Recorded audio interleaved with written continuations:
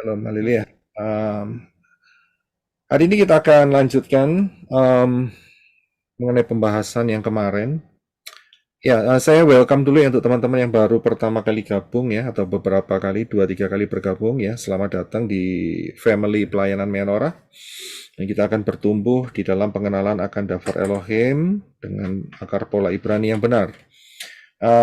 Melanjuti apa yang kita bahas kemarin ya, memang kemarin ada nggak tahu salah teknis atau gimana, tapi unik sekali saudara. Tiba-tiba pembahasannya itu terputus dan kemudian nyambungnya itu um, di ini. Saya dapatkan itu tiba-tiba tadi pagi itu nyambungnya di tema yang lain, bulan April, Q&A. Saya juga bingung tuh. Entah gimana, saya lihat kok tiba-tiba ada Q&A yang bulan April itu muncul. Dan isinya itu adalah kelanjutan daripada yang kemarin, yang saya bilang putus itu. Saya sempat, loh ini ada apa ini gitu loh. Tapi ya, di satu sisi juga Sister Kesia juga sudah merekam dengan lengkap. Memang durationnya is about 5 hours, yes, 5 jam ya. Dan saya akan sedang mengadakan edit untuk menggabungkan juga untuk ada hal-hal yang mungkin apa itu namanya bisa di skip dan sebagainya. Jadi butuh sedikit waktu lagi untuk bisa kita lihat pemahaman dari session yang pertama. Ya, tapi setelah itu masuk mungkin saudara bisa mempelajarinya dan saudara bisa mendalaminya apa yang telah kita bahas kemarin. Ya, saya yakin beberapa teman yang sudah masuk sekarang kemarin juga sudah mendengarnya. Jadi saya akan mengadakan sedikit pengulangan, ya. Jadi tidak ada translation di dalam English version. Dan mungkin kalau saudara ada yang mau bertanya, ya, silakan saudara bisa open mic, saudara akan tanya langsung boleh ya. Jadi kita akan bahas mengenai Daniel 8 ya, tapi setelah itu kita akan tutup setelah selesai ya, kita akan tutup terlebih dahulu, kemudian doa berkat dan kemudian saya akan sambung dengan ruang tanya jawab untuk topik yang lebih luas ya. Jadi saudara paham ya.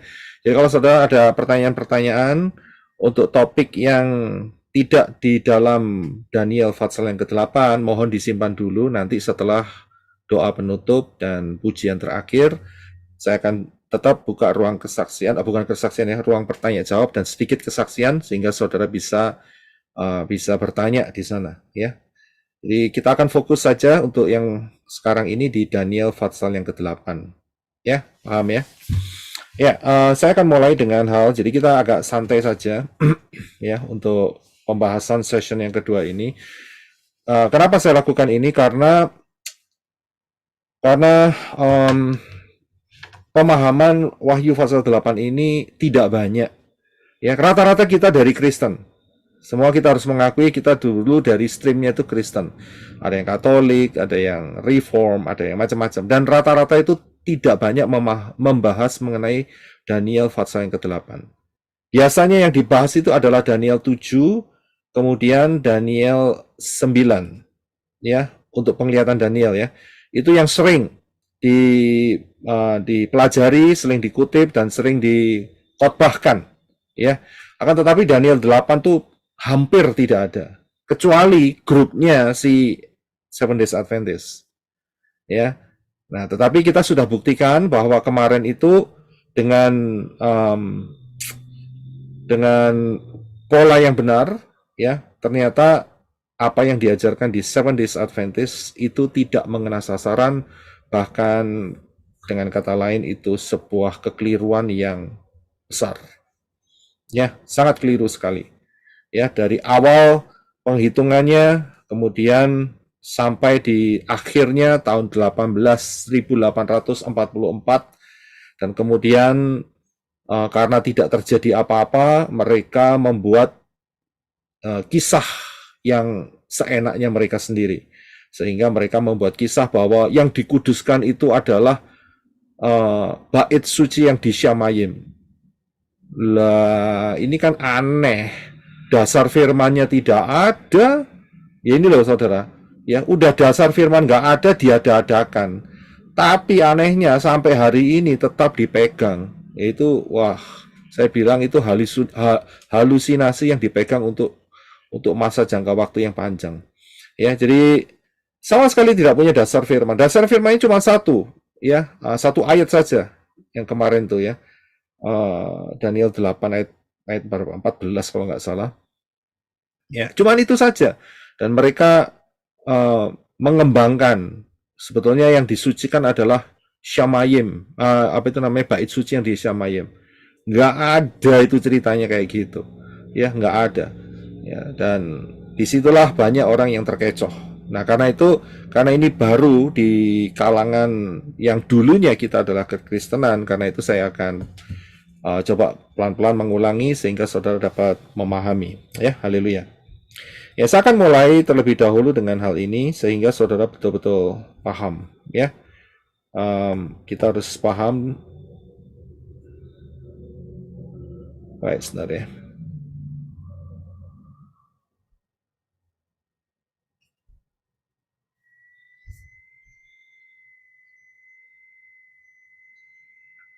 Oke, sebentar.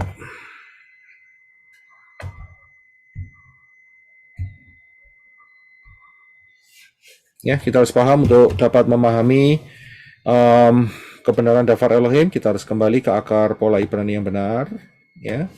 Dan di dalam akar pola Ibrani yang benar itu kaya raya, ya. Kita mau pilih yang kaya karena di luar akar pola Ibrani yang benar itu miskin dan banyak halusinasinya.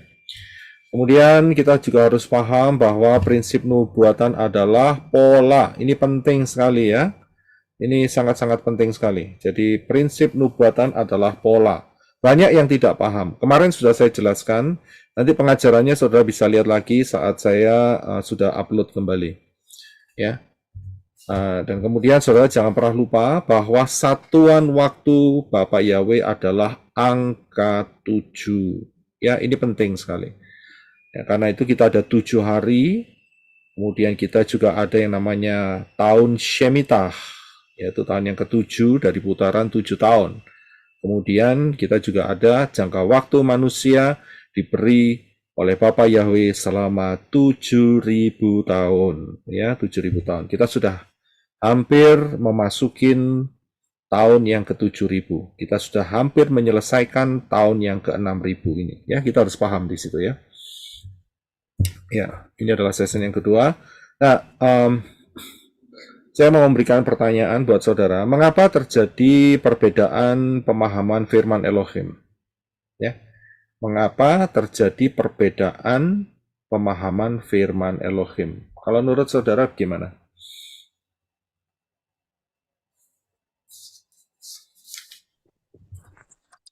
Shalom Pak Roy, kalau menurut saya sih karena beda spirit ya Pak Roy. Kalau kita dalam satu roh, pastinya bahwa kita akan memiliki pemahaman yang sama seperti itu Pak Roy. Iya, beda spirit ya. Oke, apa-apa kita tampung ya. Saya bukan menjebak atau atau tidak ada unsur jebak menjebak. Ini pertanyaan netral ya. Jadi saudara boleh jawab sebagai masukan-masukan yang memperkaya hidup kita masing-masing. Amin. Ya, silakan. Mengapa kok terjadi perbedaan? Silakan Bro Adi. Kalau menurut saya karena beda konsep Pak Imsek Roy, beda konsep dan beda pola ya, mereka menggunakan pola yang salah atau konsep yang salah yang tidak benar-benar kembali kepada daftar Elohim gitu Pak. Beda pola, beda konsep, beda spirit akhirnya. Ya, oke, terima kasih. Ada lagi yang mau mencoba untuk memberikan pandangannya. Mengapa kok terjadi perbedaan? Ya, salam Pak Roy dan teman-teman. Shalom Saya Pak. rasa karena kita ini dari kecil itu latar belakang pengajaran kita berbeda-beda. Walaupun sama-sama Kristen, apalagi kalau bukan Kristen, itu kita dari kecil sudah punya pengajaran rohani yang membentuk kita. Bahkan di gereja-gereja tertentu doktrinnya sangat kuat dan bagaimanapun itu mempengaruhi kita memahami ayat-ayat di dalam Alkitab. Demikian, terima kasih. Ya, terima kasih. Terima kasih Pak Erwin. Ya, jadi dari sejak kecil kita ya bahasanya itu adalah dicekoi. Tahu ya dicekoi ya? Dicekoi itu disuapi dengan paksa, ya. Dicekoi dengan pola-pola pikiran yang sudah ada di lingkungan sekitar, ya. Dan disitulah saat berkembang menjadi dewasa itu tidak lepas dari alam bawah sadar kita, dari kotak kita, ya. Ya, ada lagi yang mau mencoba untuk memberikan pandangannya, mengapa kok terjadi perbedaan? Silakan, Bro John. Ya Pak, ya itu perbedaan karena background ya atau latar belakang seseorang itu. Misalkan kalau dia seorang dokter atau katakanlah seperti Lukas kan yang katanya dokter, dia cara pandangnya cara pandang dokter gitu. Ya, ya ada kaitannya dengan latar belakang Pak gitu. Terima kasih. Iya, oke. Kalau untuk Lukas, karena dia seorang dokter itu cara penyusunannya, begitu, ya. Jadi dia cara pengumpulan informasinya itu karena dia bukan saksi mata. Ya, kita tahu ya saksi mata ya. Eyewitness news. Saksi mata itu lihat langsung. Lihat langsung. Akan tetapi dia mengumpulkan data-data dari orang-orang yang pernah menjadi saksi mata. Itu dia. Itu caranya daripada Lukas. Karena itu ada hal-hal yang tidak ditemui di kitab Matius atau kitab Markus dan juga Yohanes. Ya, tetapi itu melengkapi. Yang saya maksudkan adalah pengajaran, ya, pengajaran yang ada di sekitar kita hari-hari ini. Ya, oke, saya akan lanjutkan ya. Terima kasih untuk masukannya. Tidak ada yang salah, karena ini bukan cari yang salah atau benar, ya. Akan tetapi kita mau lihat mengapa terjadi perbedaan pemahaman firman Elohim. Ada beberapa hal yang harus saudara pahami, ya. Yang pertama adalah bahwa pengajaran yang salah itu tetap dipertahankan. Ya, tetap dipertahankan. Mungkin saat itu adalah yang terbaik pengenalannya. Akan tetapi pembukaan yang terjadi di zaman akhir ini, ya, itu menyatakan sesuatu yang dulunya itu salah. Nah, tapi problemnya adalah orang-orang itu tetap mempertahankannya, ya. Itu ada di dalam salah satu yang dikatakan oleh Yeshua, ya. Itu ada juga bisa menyangkut di dalam Lukas 5 ayat 38. Tolong Brother Henok bisa bantu baca buat kita bahasa Indonesianya. Lukas 5 ayat yang ke-38.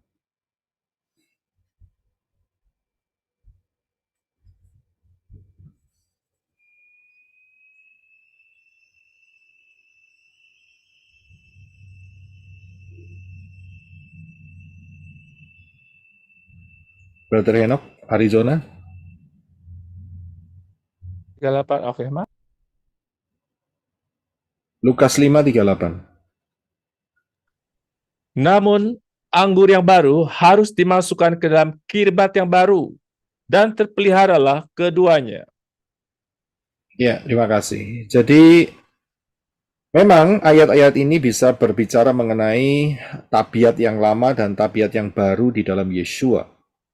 Akan tetapi juga bisa berhubungan dengan pengertian yang lama, dan pada saat kita mendapatkan pengertian yang baru, maka yang lama itu harus ditinggalkan.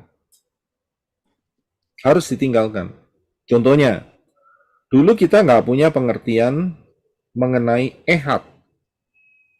Yang kita ngerti saat itu, ya, puluhan tahun yang lalu adalah Tritunggal. Sudah bisa lihat ya. Karena apa? Karena saat itu pengertian kedalaman mengenai ehad itu belum muncul. Ya. Nah, tapi hari-hari ini pengertian ehad itu sudah kita pahami, sudah didengar. Nah, disinilah yang menjadi challenge, tantangan. Pada saat seseorang itu diberi pengertian itu, mau terima tidak? Apakah mau tetap mempertahankan kirbat kulit yang lama? Ataukah dia melihat, wah ini sesuatu yang baru, saya harus berpikir yang baru, tapi tidak keluar daftar Elohim. Nah, begitu saudara. Ya, sehingga saya yakin teman-teman yang ada di sini, kita sudah melalui proses itu. Pertamanya pasti semua akan tanda tanya, oh masa iya sih? Gitu loh, ya kan? Masa iya gitu loh. Dulunya kita percaya Trinity, ya Trinitas itu kental sekali. Akan tetapi setelah kita melihat daftar Elohim, iya salah nih. Saudara berubah. Yang disaksikan sama Bro Adi kapan hari dulu pakai nama Yahshua, ya kan? Dan kemudian melalui satu proses, dia mengenal, ini salah nih, ya. Kemudian yang benar adalah Yeshua. Juga berdasarkan dari angka gematria dan banyak hal, ya, pola-pola yang benar.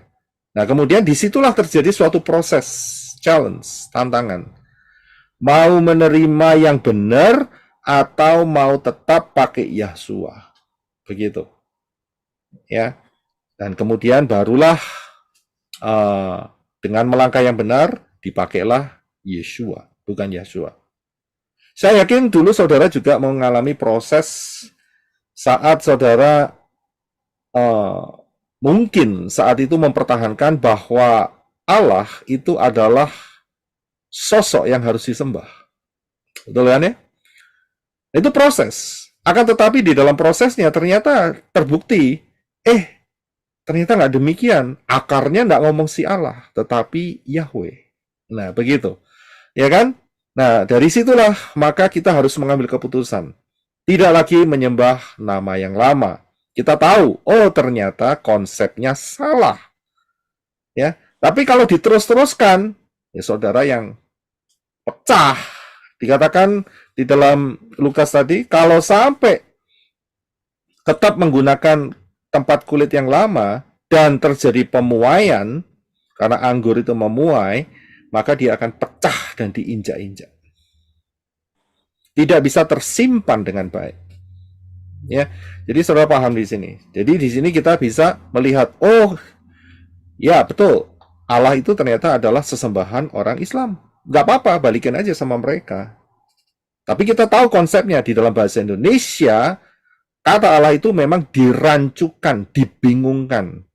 Yang pertama disebut kalau dari sisi Islam adalah nama sesembahan mereka, tetapi dari sisi bahasa Indonesia mereka coba dicairkan, yaitu menjadi pengganti kata sesembahan, gitu.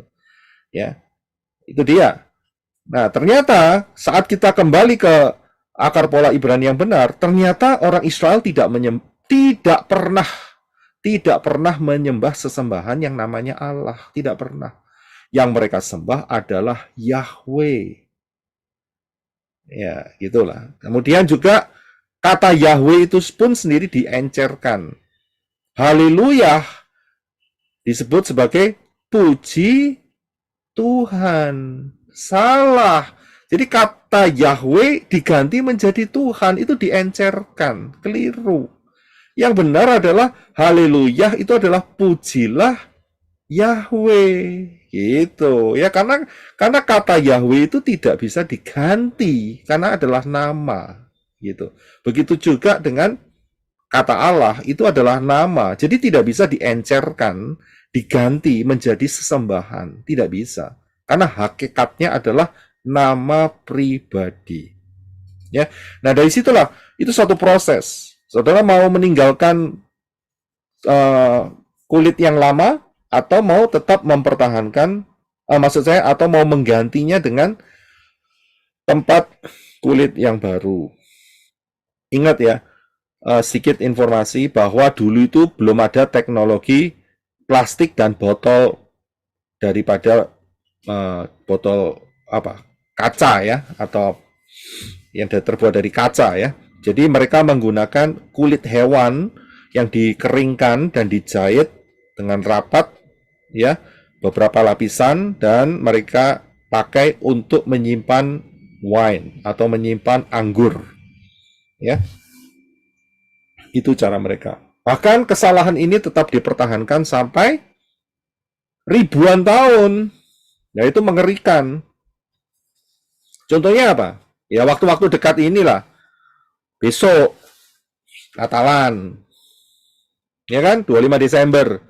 Dulu sebelum kita paham kapan kelahiran Yeshua, ya mau nggak mau, ya kita telan saja ini. Gitu ya kan? Karena nggak tahu. Tapi setelah dikasih tahu ternyata Yeshua itu lahirnya 15 Tisri saat perayaan apa? Perayaan apa? Sukot, ya. Ya, atau hari raya Tabernakel, ya. Ya kita paham, oh ternyata keliru, nggak boleh lagi Natalan. Ya nggak Natalan. Kita tahu, oh ternyata Natalan itu akarnya dari mana? Akarnya dari penyembahan dewa-dewa, ya kan? Nah itu dia. Terus dulu juga kita masih pakai salib, ya kan? Sama kan? Iya, bangga dipakai Bangga salib. dengan salib. Ya, kalungnya di sini salib, inting-intingnya salib, ya kan? Ya kan? Di sini biasanya yang ditindik, tahu tindik? Apa tindik? Siapa yang tahu tindik? Tahu ya tindik ya? Tindik. Ya kan? Ya di Indonesia rata-rata tindiknya di sini. Kalau di Amerika sudah mulai banyak tindiknya di sini nih. Kayak sapi gitu, ditindik gitu.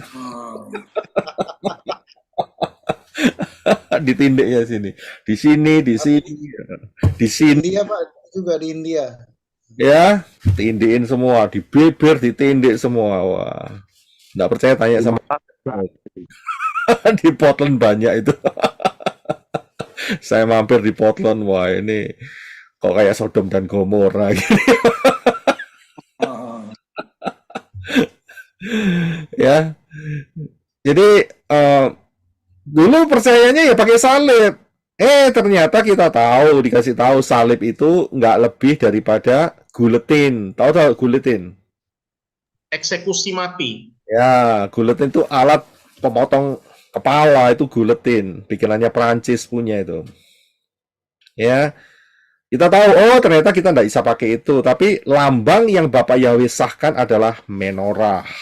Ini dia yang di belakang saya nih, menorah. Ya kita berubah. Ya, kita harus ada progres. Ya, ada progres. Nah, barulah kita mengenakan kirbat kulit yang baru, ya. Nah, ini yang menjadi perbedaan di situ. Ada yang mau tidak masih tetap mempertahankan yang lama, dan buat kita tidak mau. Itu perbedaan. Yang kedua adalah tidak memiliki pemahaman yang lengkap dari ayat-ayat Dafar Elohim, firman Elohim yang tersebar dari kitab Kejadian sampai Wahyu. Jadi saya sudah berulang kali katakan bahwa pemahaman ayat-ayat ini ayat-ayat yang tersebar di seluruh kitab mulai Kejadian sampai Wahyu, dan itu sebetulnya berhubungan satu sama lain asal tahu penempatannya. Ya, asal tahu penempatannya. Nah, kalau penempatannya nggak tepat, kemudian banyak yang dipaksakan, atau masih ada banyak apa itu namanya, pasal-pasal yang missing, yang hilang, tapi dipaksakan. Nah, ini bahaya. Ya, banyak dipaksakan. Akhirnya terjadi pemahaman yang berbeda-beda. Contohnya apa? Ya, contohnya apa? Dipaksakan. Contohnya begini. Ada pengajar yang mengatakan bahwa rapture itu nanti pada saat sangkakala yang ketujuh, yang terakhir di kitab Wahyu. Padahal, ya, kalau kita sudah membongkar masalah kitab Wahyu, Fatsal yang mengenai sangkakala, itu bukan bicara soal rapture.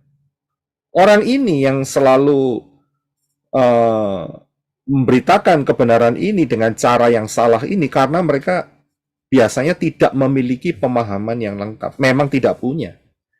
Tidak bisa melihat semua ayat-ayat dan dikumpulkan menjadi satu dan disusun dengan rapi. Tidak bisa. Karena itu, karena tidak nemu, nah sedangkan dia adalah seorang pembicara, mau nggak mau dituntut untuk dipaksa untuk membawakan materi itu, kemudian dia paksa dengan pengertian dirinya sendiri.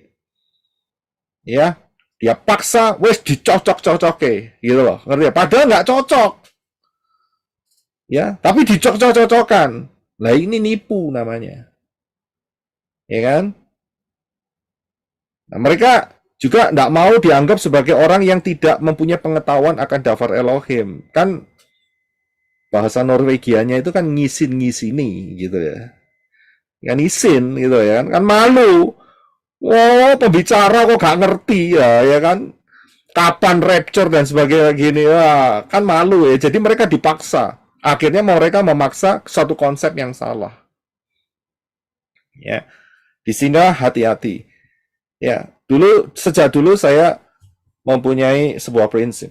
Kalau sampai belum ada pembukaan, saya akan berhenti, saya akan stop, saya akan tunggu ruah Yahweh Elohim. Ya, walaupun waktunya lama. Dan saya tidak memaksa ruah Yahweh Elohim untuk cepat-cepat, ayo cepat.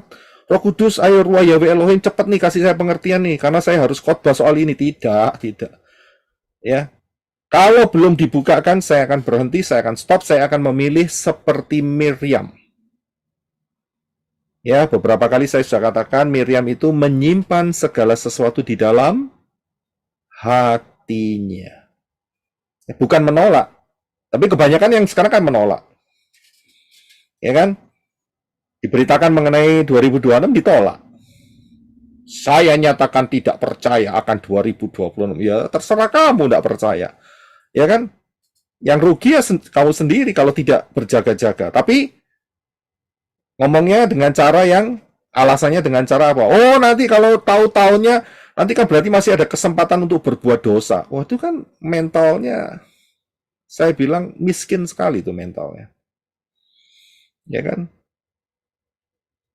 Jadi hati-hati dengan orang yang seperti itu. Karena orang itu tidak mempunyai konsep. Ya, tidak mempunyai dasar fondasi pengenalan akan ayat-ayat dan dapat menyusun dengan baik. Sehingga satu ayat dan ayat yang lain itu integrated.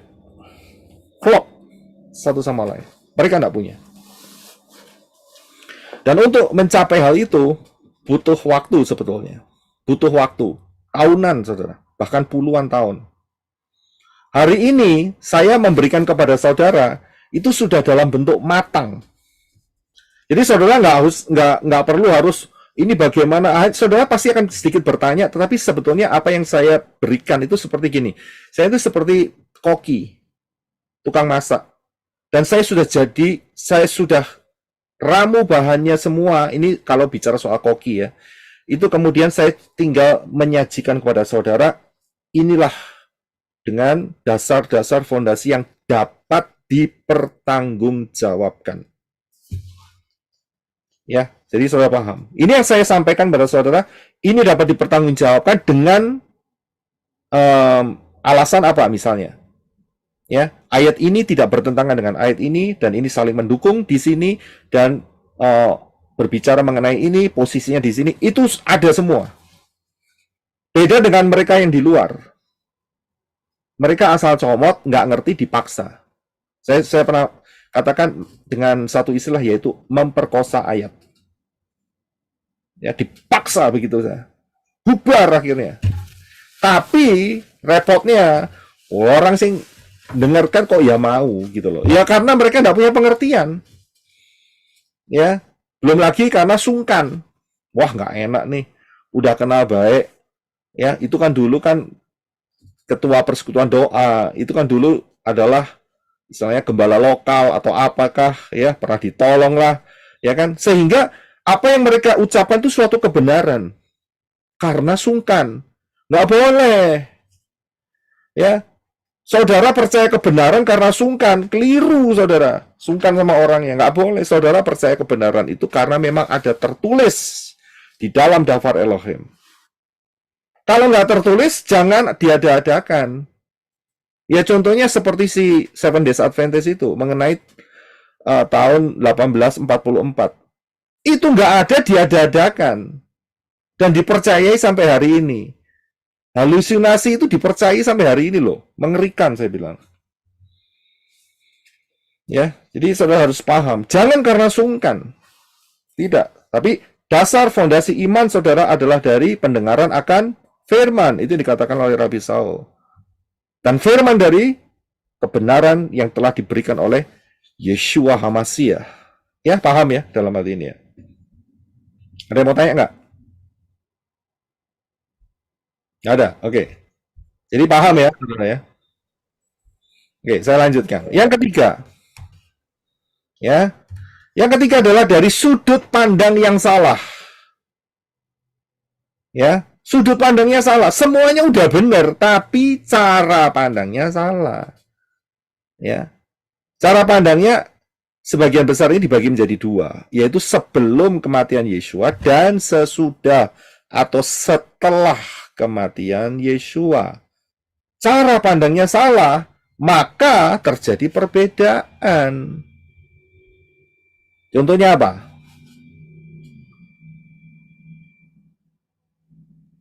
Perjamuan. Nah, itu dia. Ya, cara pandangnya salah. Ya. Cara pandangnya bukan lagi sebelum Yeshua. Ya, kita boleh saja mengingat tetapi dengan cara pandang yang benar. Karena kita sudah masanya kita ini adalah setelah kematian Yeshua. Cara pandangnya keliru. Ada saya yang dengar bahwa nanti kalau bait suci yang ketiga ini berdiri tidak lama lagi, saya sudah mendengar ada orang-orang dari yang sudah percaya kepada Bapak Yahweh, itu mereka mau ikut-ikutan ibadah di sana. Menurut saudara gimana? Itu Itu karena cara pandang yang salah tuh Pak. Ya, itulah. Nggak tahu itu kalau untuk anti Hamasnya. Hamasnya mau datang. Wong anti Hamasya di sana kalau mau berdiri menyatakan diri ibadah di sana. Ya, saudara bisa paham di sini ya. Jadi, tapi saya dengar loh. Mereka percaya Bapak Yahweh, mereka percaya Yeshua HaMashiach, tapi nanti kalau bait suci itu berdiri, saya akan ikut. Wah, mengerikan spirit itu. Kasihan dia Pak. Ya, Kasihan. konsep yang lama masih ada Pak. Jadi paradigma yang belum memahami secara murni Pak, berarti Pak. Jelas. Tapi sudah dibaptis pembaharuan loh. Iya, Pak, jaminan berarti Pak ya. Nah, ya, jadi dalam hal ini hati-hati. Ya. Inilah penyimpangan yang tipis. Kelihatannya wah, ibadah di bait suci yang ketiga. Loh, Israel ini membangun bait suci itu untuk siapa sih sebetulnya ini? Untuk anti Hamasya. Bukan untuk Yeshua loh, bukan. Ya, karena dia menolak Yesua Pak. Jelas. Tapi heran, orang ini dia percaya Yeshua tapi ikut ibadah untuk anti Hamasya. Lah ya apa ini ceritanya itu? Artinya mesti campur-campur Pak. Saya bisa lihat ngeri loh ini. Ya, dan mulai ada banyak yang terpengaruh dalam hal ini. Saya bisa lihat ya, jadi kita harus bisa tahu persis cara pandang yang benar. Saya harus berikan ini ya, mungkin ini bisa dijadikan satu klip tersendiri sehingga menjadi pengajaran yang singkat untuk bisa memahami. Ya, bahaya sekali. Bahaya sekali, sangat-sangat bahaya sekali. Ya. Menurut saudara kira-kira nih bait suci ini ada berapa? Dari 7.000 tahun dari 7.000 tahun. Bait suci ada berapa? Menurut 3, Pak. 3. Iya. Yang ketiga ini mau buat anti Satu. Mesias. 2, Pak, 2. 2. Bait suci Tabernakel sama Salomo. Oke, bait suci. Kalau saya ngomong bait suci itu tidak sama dengan kemah suci ya. Ya. Jadi bait suci itu sudah permanen. Jadi sudah dibangun dengan fondasi bangunan. Berarti cuma Satu 1, berarti, Pak. Pak. 1, Pak. Satu. Satu. Ada lagi yang mau coba jawab? 2. Wah, ada lagi? Loh kok, saudara jangan pikir seperti Pak John, jebakan. Tidak, saya tidak jebak kali ini.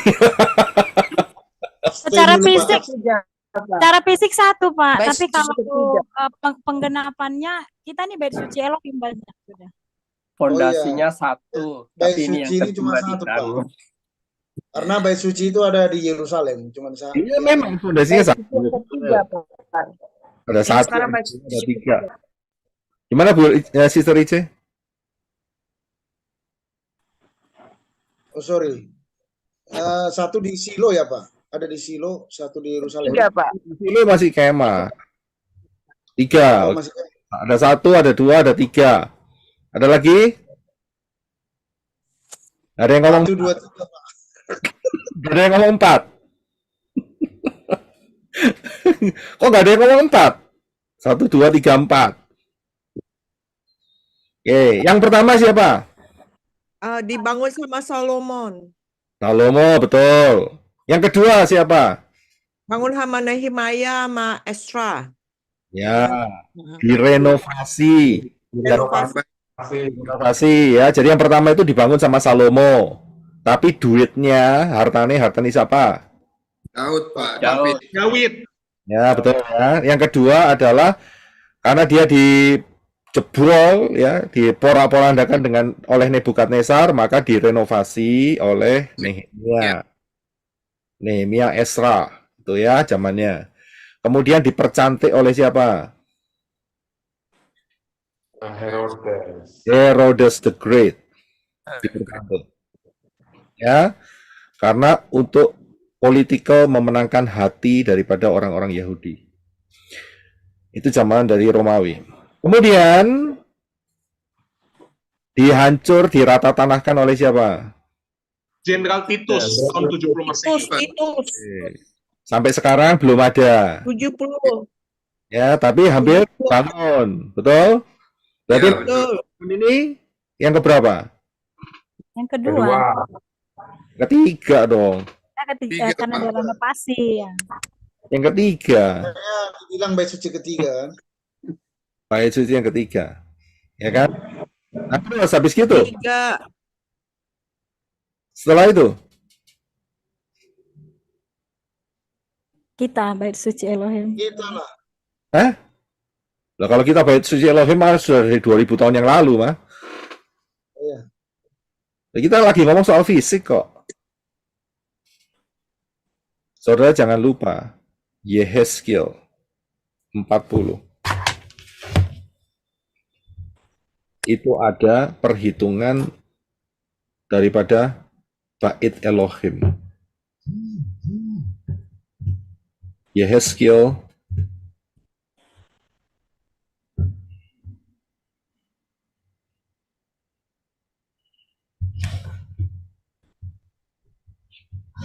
40.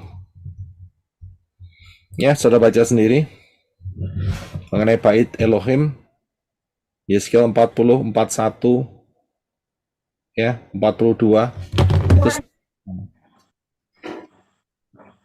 berarti dari sini ada indikator saat kedatangan Yeshua, ya, dia akan merenovasi yang ketiga ini. Iya, betul. Menjadi yang keberapa? Yang Empat. Nah, kalau 4 itu adalah huruf Dalet. Dalet. huruf Dalet itu piktografnya Itu.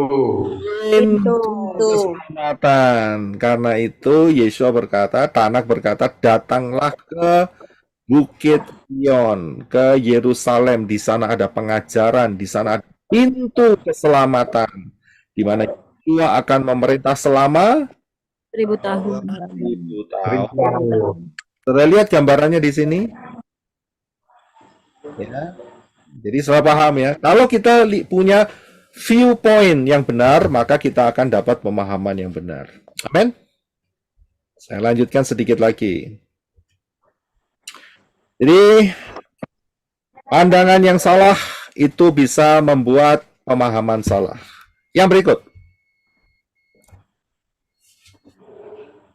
Ya, terjadi perbedaan karena apa? Tidak mampu melihat kedalaman daftar Elohim. Nggak mampu. Saudara tahu yang namanya gunung es yang ada di laut? Itu contohnya di sebelah kanan. Itu yang kelihatan itu hanya kecil yang di atas. Tapi sebetulnya kalau saudara menyelam, ya kalau mampu ya, karena dingin sekali, itu besar sekali yang di dalam saudara, tapi tidak kelihatan. Betul ya?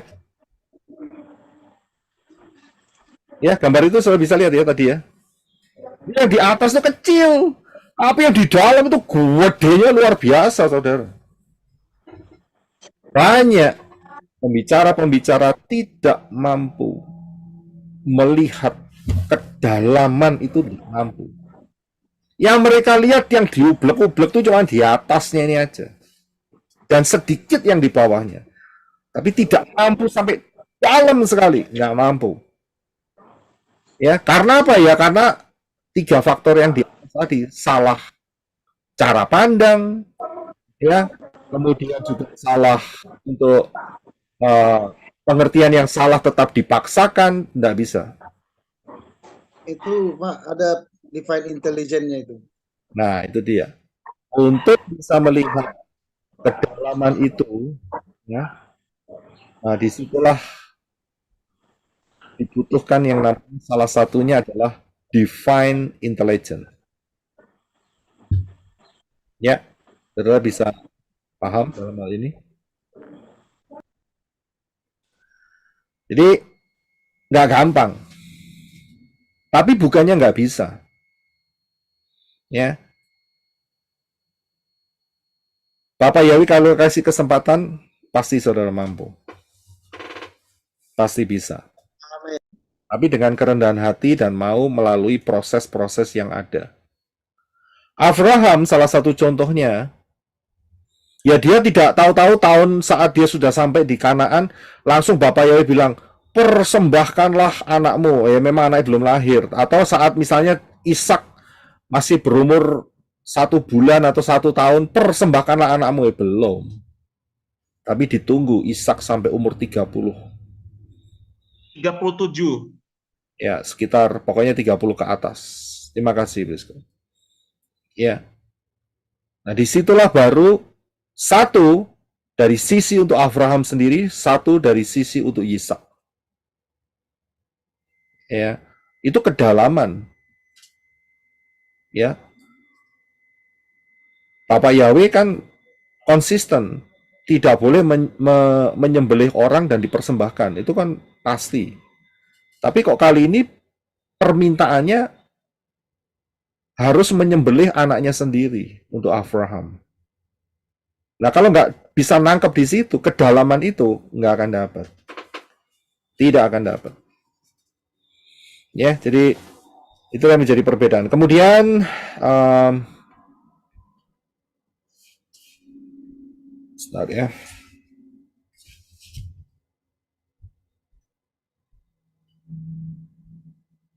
Yang berikut adalah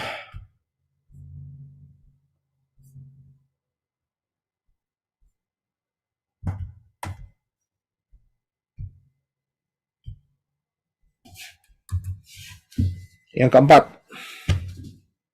Iya. Oh, itu yang keempat sudah. Ya, itu yang keempat. Ya, itu yang keempat.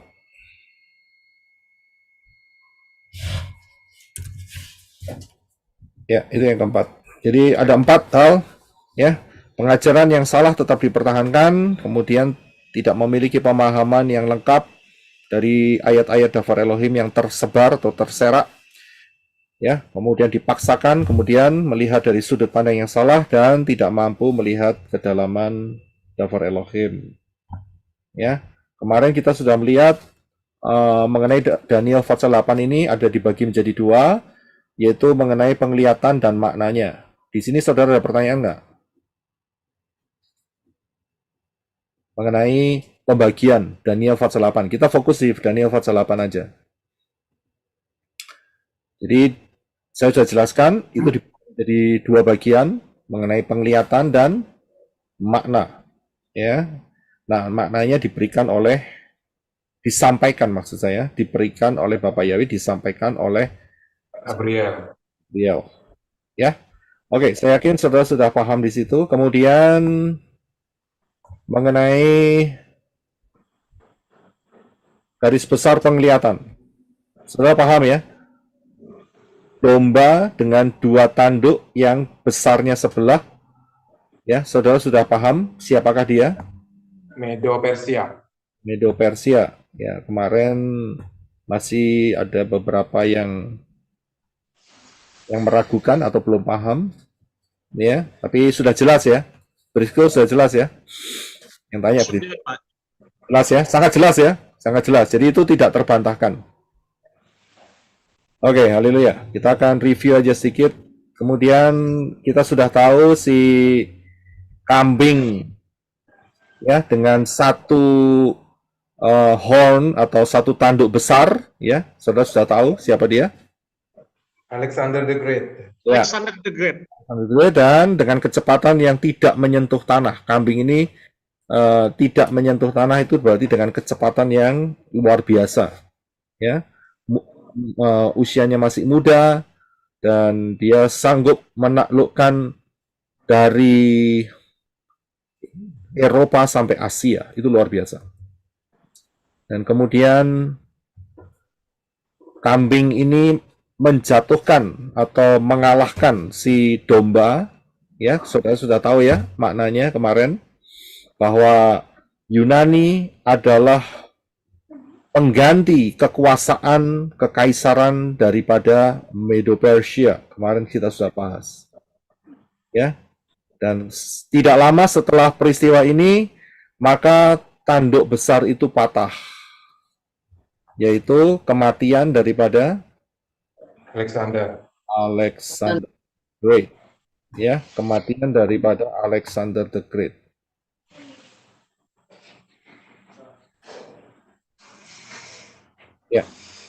Ya, kematian, dan dia yang cukup unik, ada 3 permintaannya. Kemarin saya sudah jelaskan, ya, ini adalah kematian daripada Alexander the Great, usia 32 tahun.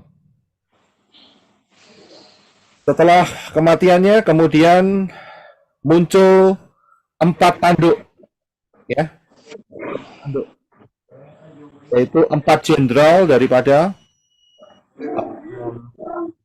Alexander, ya. Saudara paham di sana ya? Oke. Ada yang mau bertanya soal ini 4 jenderal ini? Pak Ro, izin ya. Mau nanya.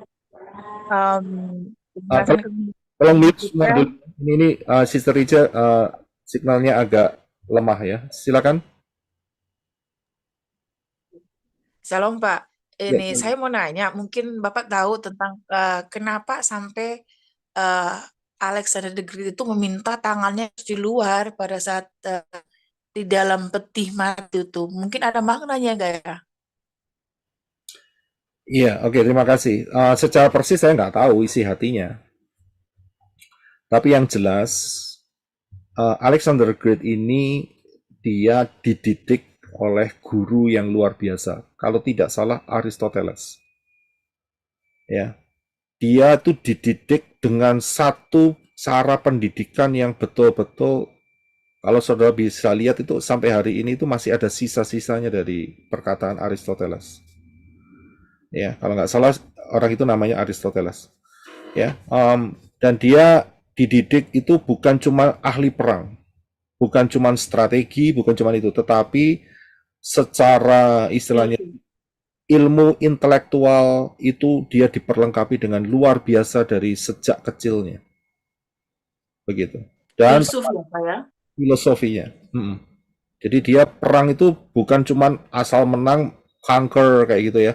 Tapi dia mempunyai filosofi kehidupan juga di sana. Nah, itulah yang saya kira ya, sehingga saat kematiannya dia minta 3 hal itu, dan salah satunya adalah tangannya minta dikeluarkan ya, dibuat peti matinya dibuat lubang kanan kiri, tangannya dikeluarkan sehingga orang bisa melihat ya, aku tidak bawa apa-apa. Padahal aku adalah orang yang luar biasa, yang besar. Ya, dan itu menginspirasi, saya yakin banyak ya, termasuk kita sendiri. Ya, tapi inspirasi kita yang terbesar dari Dafar Elohim. Tapi kita ini bisa melihat suatu contoh. Orang dunia saja paham yang sukses ini, ya, bahwa mati tidak bawa apa-apa. Ya kan? Itu dia. Tapi yang sayangnya juga ada orang-orang yang cukup antik, yaitu mati dikubur dengan mobil mewahnya, mati dikuburkan dengan siapa? Dengan Harley Davidson, ya gitu. Ya, jadi itu cukup mengenaskan kalau saya bilang. Ya, ya disitulah. Yang paling sial nih, menurut saya nih ya, ada orang mati. Siapa yang paling sial nih kira-kira? Orang mati bawa siapa? Atau siapa yang dibawa gitu? Selain Harley Davidson juga mobil mewah, Rolls Royce.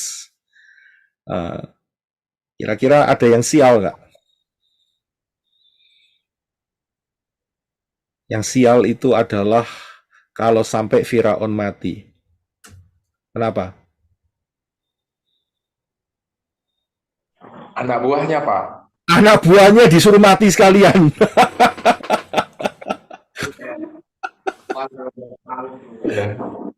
Anak buahnya dimasukin di piramid, dimasukin di situ, disuruh mati sekalian, dianggap sebagai mereka menjadi anak buah yang akan menyertai di alam selanjutnya. Waduh, itu sial banget itu. Anjingnya juga dibawa, Pak, anjingnya. Iya, wes pokoknya dibuat mati semua. Iya, itu paling sial itu. Jadi tangan kanannya kira-kira memang kalau masih hidup semasa hidupnya dia merasa bangga jadi bodyguardnya Firaun, tapi jangan salah saudara, saat matinya ya ikut mati sekalian begitu. Ya, itu mengerikan sekali. Ya, mengerikan sekali. Dan juga ada yang bodoh. Yang bodoh siapa? Kalau itu sial. Kalau yang bodoh. Yang bodoh adalah kalau ada orang mati, kemudian dibelikan rumah-rumahan, mobil-mobilan, dikasihi ya Itu adatnya orang cuko. uang-uangan, ya kan? Iya. Mereka masuk sorgaan. Ada Iya, laptop sama handphone. Iya.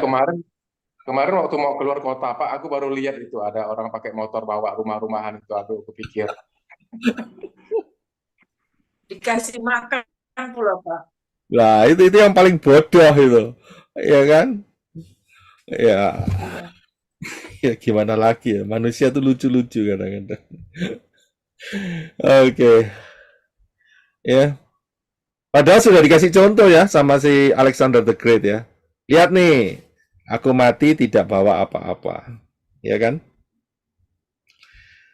Oke, now sekarang sudah paham mengenai yang berikutnya adalah garis besar penglihatan Daniel ke-8 ini mengenai satu tanduk yang keluar dari salah satu keempat tanduk ya, yang ada di kepala kambing. Saya sudah bahas kemarin. Ya, jadi sudah paham ya. Ada pertanyaan nggak? Ada satu tanduk itu kekuatan.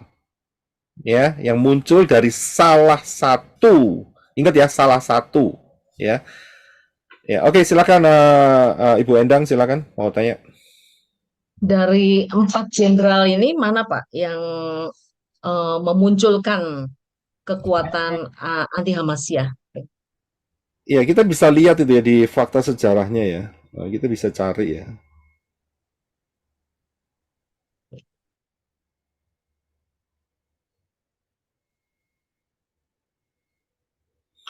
Antiochus IV Epiphanes.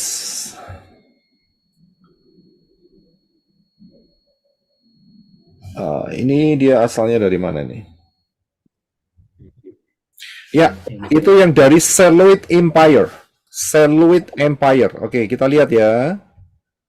Ya, kita lihat Seleucid Empire.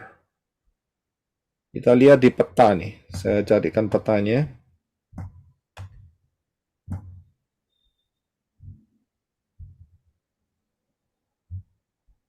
Ya, ini petanya.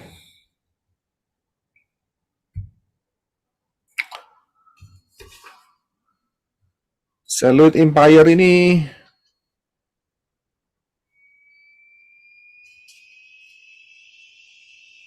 saya cek lagi.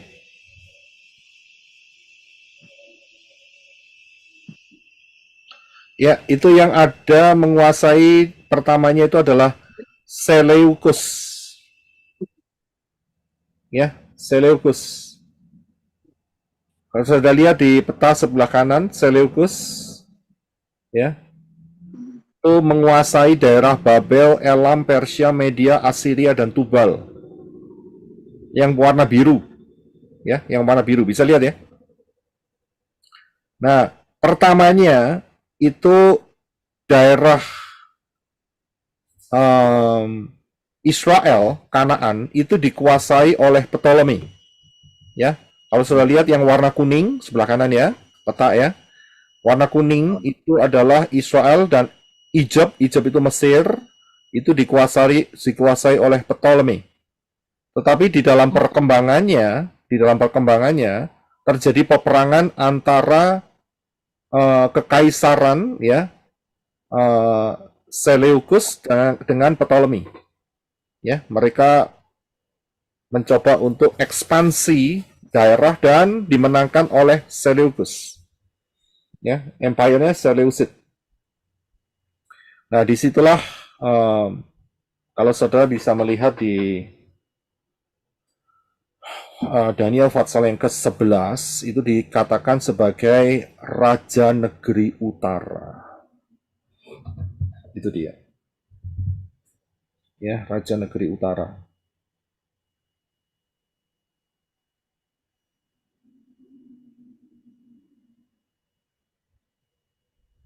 Ya, itu. Jadi jawabannya di sana. Jadi bukan saat ya, terima kasih. Jadi bukan saat pembagian pertama Ptolemy mendapatkan Mesir, Egypt ya, dan daerah Kanaan ya. Akan tetapi dalam perkembangannya daerah itu dicaplok oleh Seleucid. Ya. Ya, saudara bisa paham ya dalam hal ini. Nah, disinilah merupakan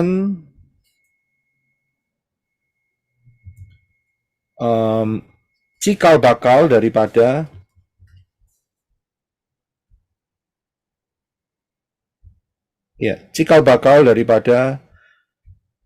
yang namanya sebentar ya, roh anti Hamasiyah. Ya, cikal bakal dari roh anti Hamasiyah di sini.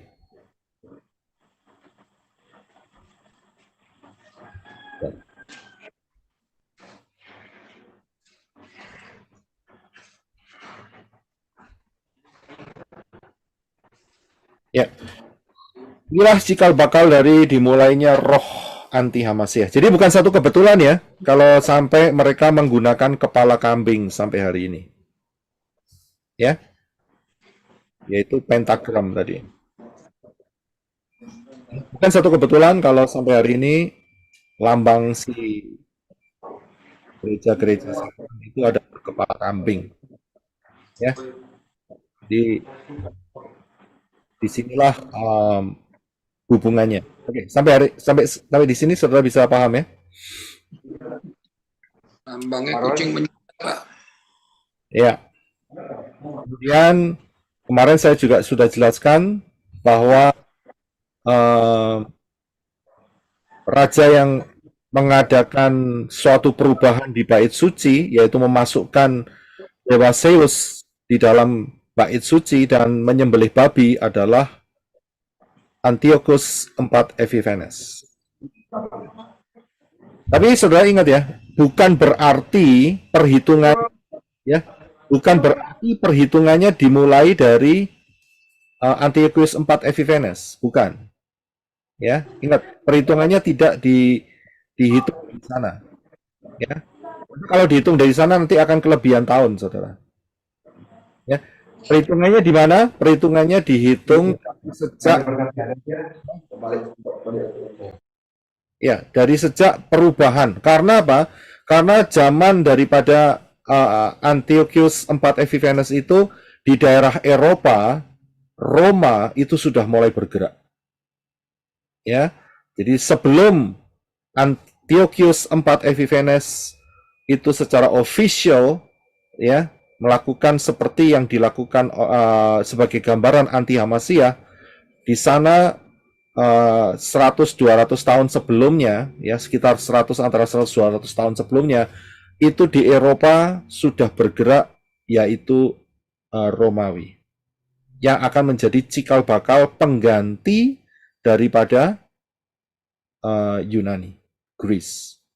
Ya, nah itu perhitungannya di sana. Jadi bukan saat Antiochus IV Epiphanes ini berkuasa, kemudian ditambah 2.300 tahun, tidak. Nanti akan terjadi kelebihan tahun. Ya, jadi paham. Itu ada yang tanya kemarin.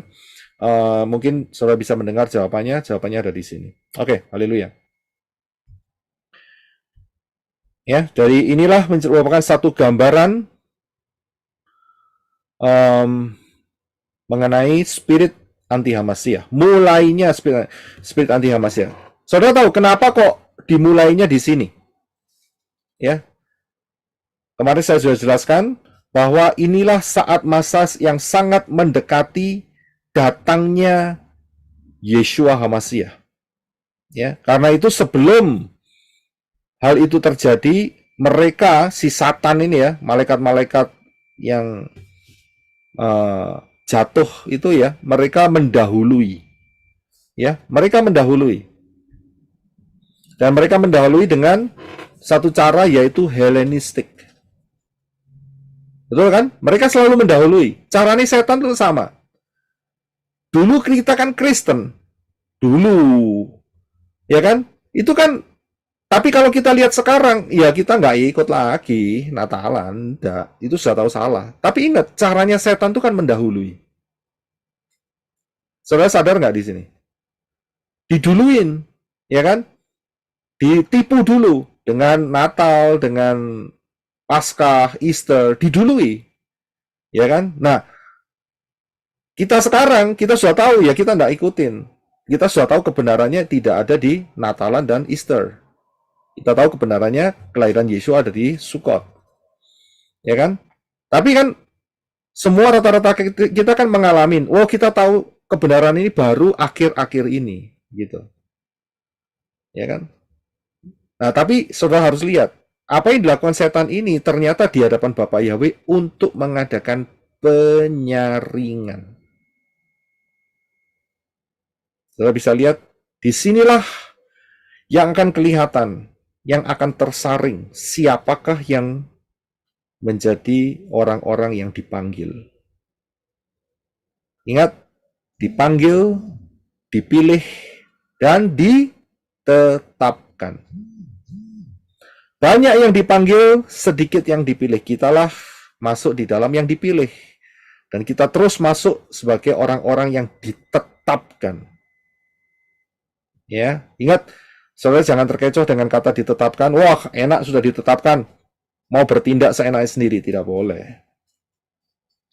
Kita ditetapkan untuk menjadi anak-anak Bapa Yahweh yang menyenangkan Bapa Yahweh. Jadi ditetapkan. Ya, jangan keluar.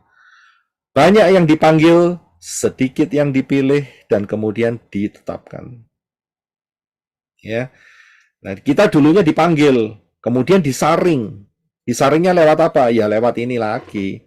Kekristenan, Katolik, Reform, Advent, macam-macam. Kejawen, Islam, Buddha, Hindu, ateis. Saring dulu. Ya, sampai kalau sudah bisa masuk menemukan akar pola Ibrani yang benar, kita masuk di dalam yang dipilih. Tapi banyak orang juga dipilih ini, saya katakan tadi, mereka tidak tetap di dalam posisinya.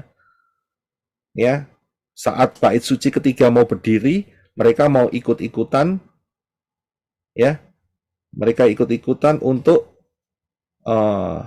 apa itu namanya, ziarah ke sana. Ya, keluar lagi dari pilihan. Tapi bahayanya apa? Mereka masih tetap merasa dipilih. Ini hati-hati, saudara. Setan pakai tipu daya yaitu melalui perasaan. Ya, merasa dipilih, merasa ditetapkan, tapi sebetulnya udah keluar jalur. Ya, bahaya. Hati-hati. Jangan sampai merasa. Ya. Sampai di sini, saudara bisa paham? Kita hanya mereview saja. Ya, disinilah terjadinya peristiwa Hanukah.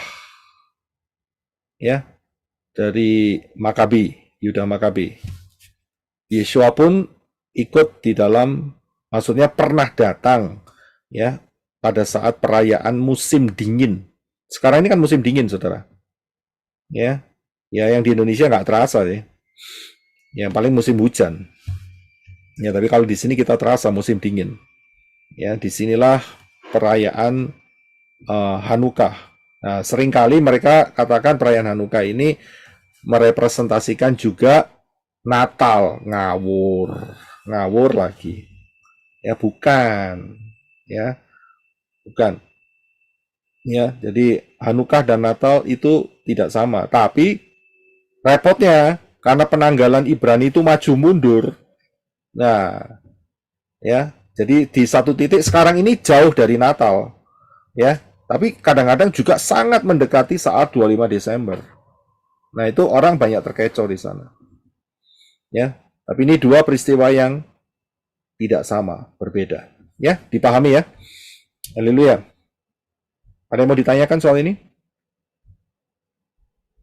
Tidak ada? Ada, Pak. Ya, silakan. Ada, Pak. Saya, Pak.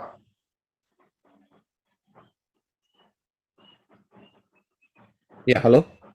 Ya, saya, Pak. Ya, Saya mau tanya, untuk lebih jelasnya, Pak. Jadi, 2.300 hari itu terhitung dari masa transisi peralihan Yunani ke Romawi, ya, Pak? Atau gimana, Pak, jelasnya? Ya. Supaya kita benar-benar bisa tepat hitungnya 2.300 itu, Pak. Ya, gini. Perhitungan 2.300 itu masa awalnya itu sulit untuk ditentukan. Tetapi luar biasanya Bapak Yahweh sudah memberikan kode. Yaitu di akhir daripada 2.300 itu bait suci atau tempat kudus itu ditahirkan. Ya. Itu kata kuncinya di sana. Jadi 2.300 itu di akhirnya itu tempat kudus itu bahasa LAI-nya rodok enak. Saya bilang harus lebih enak, yaitu Daniel 8 ayat 14. Maka ia menjawab sampai lewat 2.300 pagi dan petang. 2.300 petang dan pagi. Mohon maaf ya, petang dulu baru pagi. Lalu tempat kudus itu akan dipulihkan dalam keadaan yang wajar. Ya, dipulihkan dalam keadaan yang wajar. Ya. Nah, bahasa Inggrisnya itu the sanctuary be cleansed. Ya, ditahirkan, dibersihkan. Dibersihkan dari apa? Ya, dibersihkan dari kesalahan, dibersihkan dari dosa. Ya. Jadi inilah di akhir daripada 2300 itu. Yaitu kapan dibersihkannya? Adalah jelas kita tahu inilah bait sucinya Yehezkiel.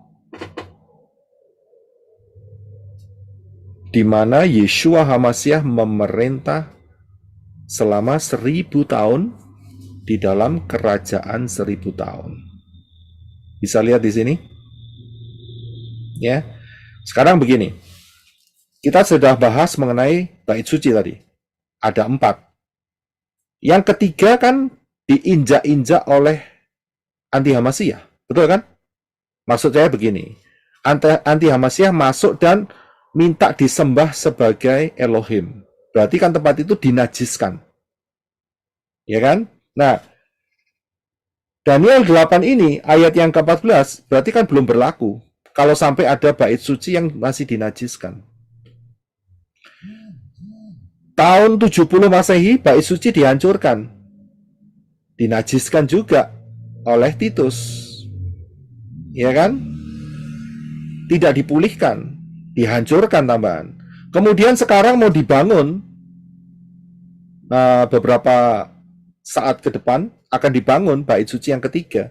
Tapi kan tujuannya untuk supaya anti Hamasiyah minta disembah sebagai Elohim di sana. Berarti itu kan najis. Berarti 2300 ini belum terjadi. Apa yang terjadinya? Tidak lain adalah sudah dijelaskan bahwa raja itu ya akan mati. Ini dia ayat yang ke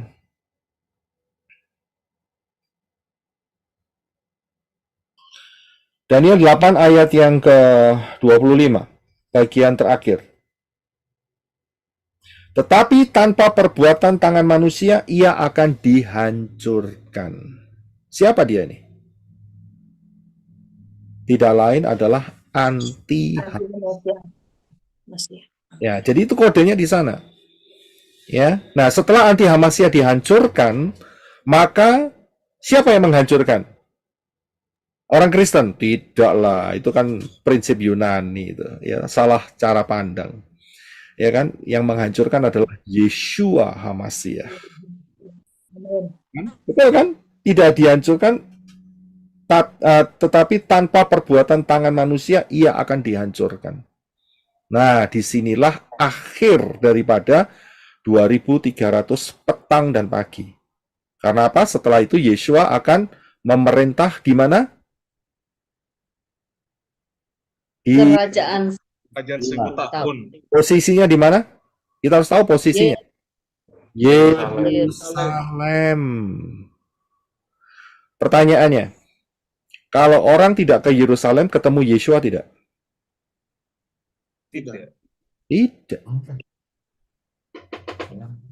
Saya mau tanya sama saudara. Hari ini saudara bisa ketemu Yeshua tidak? Bisa. Nah, Ada di dalam. Saudara bisa ketemu Yeshua nggak sekarang? Bisa. Ketemu dalam lewat Bisa. Lah yang di dalam diri saudara ada siapa? Ruah Yahweh Elohim. Lah ruah Yahweh Elohim itu siapa? Yeshua. Sendiri di dalam spiritnya, yaitu Yeshua sendiri. Ya kan, caranya bagaimana ketemu dengan Yeshua? Dalam Tuhan.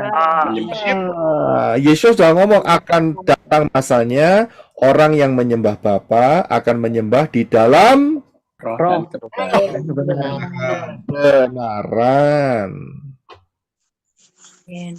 Saya bisa lihat Amin. main ke Yerusalem sekarang. Ini nggak perlu. Ya kalau saudara mau ya silahkan. Saya nggak ngelarang loh. Ini jangan dipotong Pak Yosef Roy melarang orang ke Yerusalem lagi. Kontroversi lagi sama yang di sono. Ya kan? Ya, saya bilang ya tidak necessary. Apa itu necessary? Tidak perlu. Saya Tidak diperlukan. ya, tapi nanti dalam kerajaan 1000 tahun harus enggak ke Yerusalem? Harus. Saudara sudah mulai pinter nih semua ya. Jadi harus, kalau enggak ke Yerusalem dihukum apa? Ada hukumannya enggak? Ada. Dihukum mati. Enggak. Enggak turun hujan. Enggak. Zakaria itu ada di Zakaria. Oke. Ya, paham ya di sini ya. Sekarang kita bisa ketemu Yeshua dengan cara apa? Dengan cara virtual reality. Wow. Virtual reality. Oke. Saya bisa lihat ini. Kita ini kan virtual reality nih sekarang ini. Betul kan? Betul. Pak John nggak nih? Saya ketemu sama Pak John nggak nih? Di Pekanbaru. Iya. Ketemu virtual reality. Saya bisa lambaikan tangan, bisa ketemu. Tapi kan virtual reality, ya kayak gini kita ketemu dengan Yeshua. Saat Jadi nanti dalam kerajaan 1000 tahun, kalau orang tidak ke Yerusalem, lihat Yeshua tidak? Tidak. Tidak. Oh, karena ya. Saudara mau pilih mana? Kalau saudara dikasih pilihan ya, untuk lahir misalnya ini. Saudara lahir tahun sekarang ini, ya abad 20 atau tahun di mana kerajaan 1000 tahun. Milih mana enak? Sekarang. Enak sekarang. Dapat raptor. Enak sekarang. Ya kan? Iya, Pak. Itu mesti harus punya konsep yang benar. Begitu loh. Ya kan enak sekarang ini. Ya, dikasih perlindungan sama Bapak Yahweh, nanti sebentar lagi rapture lagi. Wah, luar biasa. Amin. Oke. Dipaham ya di sini ya. Ya, inilah dimulainya roh anti Hamasyah ya. Jadi kita tahu akhirnya. Dan kemudian spirit anti Hamasyah ini berkembang dari Yunani ya. Antiochus IV Epiphanes menjadi siapa? Romawi ya. Setelah dari Romawi jadi siapa? Setelah dari Romawi Yunani. Loh, kok balik lagi ke Yunani? Setelah dari Romawi Tiga Masya. Lom. Itu Pak, babi dan apa tuh Pak? PBB Pak. Oh, belum ke sana, masih ke sana. Can you repeat your question, please? Sure. Ya, setelah Romawi siapa? Setelah Romawi. Romawi. Pertanyaannya apa, Pak? Spirit anti Hamasyah itu loh, melekat di mana? Orang Kristen. Jerman. Di Jerman. Ya, spiritnya itu melekat di sini, saudara. Ya, yang pertama itu melekatnya di sini nih.